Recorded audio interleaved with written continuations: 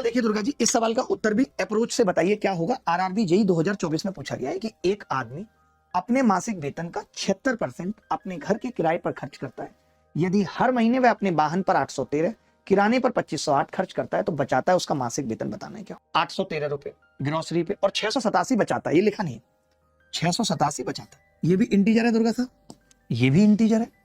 यानी मैं एक बात तो साफ कह सकता हूं कि 76% खर्च करने के बाद जो बचा होगा वो इंटीजर बचा होगा। आप बताइए दुर्गा जी, 76% का मतलब क्या होता है? 19/25। यानी इंटीजर बचा होगा तो यानी मासिक वेतन वही हो सकता है जिसका 19/25 करूं तो इंटीजर आ जाए। आप बताओ, तो आप बताओ इसका इंटीजर आ सकता है तो 25 से कट ही नहीं रही, यहीं से पॉइंटों में आ जाएगा, ये तो कट ही नहीं रही।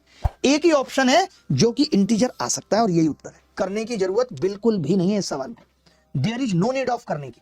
है क्या जरूरत? इस सवाल को करने की जरूरत है क्या? मैं ये कह रहा हूं, एक आदमी अपने मासिक वेतन का 76% यानी 19/25 अपने घर के किराए पर खर्च कर रहा है या नहीं कर रहा?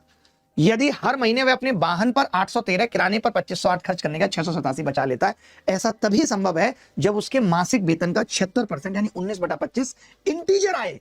आप बताओ, अगर मैं यहीं पे 16,611 का 76% निकालू, पॉइंट में आ जाएगा? पॉइंट में आ जाएगा ही नहीं, तो फिर ये इनमें तो किसी में पॉइंट नहीं है, तब तो जोड़ आएगा ही नहीं।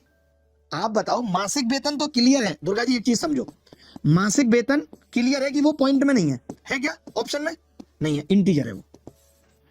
उसके बाद क्या है देखो, किराए पर खर्च है, 76% किराए पर है। बाकी सब कितना है? 813, 2508 और 687। इससे ज्यादा कैसे समझाऊं बताओ, यही है। अब आप एक बात बताइए, सारे ऑप्शन में मासिक वेतन पॉइंटों में नहीं है ना, इंटीजर है। ये इंटीजर, ये इंटीजर, ये इंटीजर, ये इंटीजर, तो 76% का भी इंटीजर होना जरूरी है या नहीं? और 76% इंटीजर केवल ए ऑप्शन का हो सकता है, केवल ए ऑप्शन का हो सकता है, बाकी किसी का नहीं। बोलो, ये सवाल जो भी बच्चा बताएगा यूपीएससी सीडीएस 2025 में पूछा गया, उसके अलग लेवल की इज्जत होगी। आप पढ़ नहीं पाएंगे ऐसे सवाल, पता है। पेपर में अगर आ गया होगा ना, आपने सीडीएस दिया होगा, तो आप इसी में कंफ्यूज हो गए होंगे, ये छोटा एन गलती से तो नहीं छप गया है। ये आपके दिमाग में आ गया होगा कि छोटा एन गलती से तो नहीं छप गया। आप एक बात बताओ मुझे, केवल आप अपनी अंतरात्मा पे हाथ रख के ये बताओ, जहां सीडीएस के एग्जाम में पिछले 10 साल में एक सवाल मिस प्रिंट नहीं हुआ है। सुनना तुषार भाई, सीडीएस के एग्जाम में पिछले 10 सवाल में 100 सवाल गणित के आते हैं और एक सवाल की हिंदी इंग्लिश में भी चेंज नहीं हुआ है, यानी कोई सवाल गलत नहीं पाया गया है। तो क्या एसएससी आपको नहीं लगता कि जानबूझ के गलत सवाल पूछ रही है सिर्फ इस इंटेंट से कि उसको 100 रुपए वसूल ले? बताओ आप, तब आपको नहीं दिखेगा कि गलत हो रहा है।